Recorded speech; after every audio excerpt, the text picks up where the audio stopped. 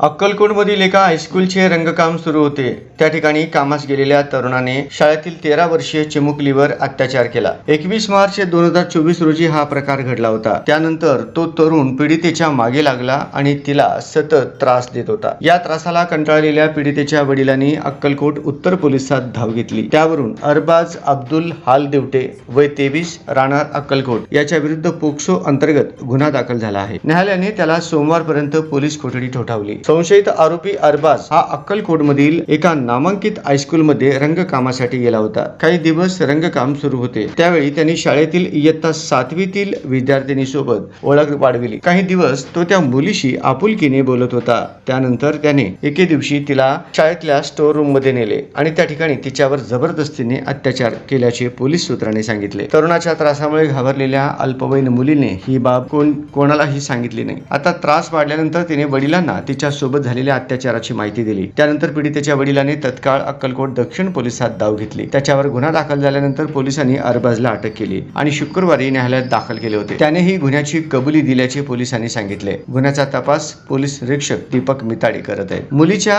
बालवयाचा गैरफायदा घेऊन अरबाजने तिच्या सोबतचे काही फोटो मोबाईल मध्ये काढून घेतले होते. त्या फोटोवरून तो पीडितेला ब्लॅकमेल करीत होता. त्याच्या त्रासाला कंटाळून मुलीच्या वडिलांनी तिचा अल्पवयातच विवाह करायचा ठरविले होते. पण अरबाज त्या फोटोचा वापर करून बदनामी करत तिच्या विवाहात आडकाठी आणत होता, असे पीडितेच्या नातेवाईकांनी नाव न छापण्याच्या अटीवर प्रसारमाध्यमांना सांगितले.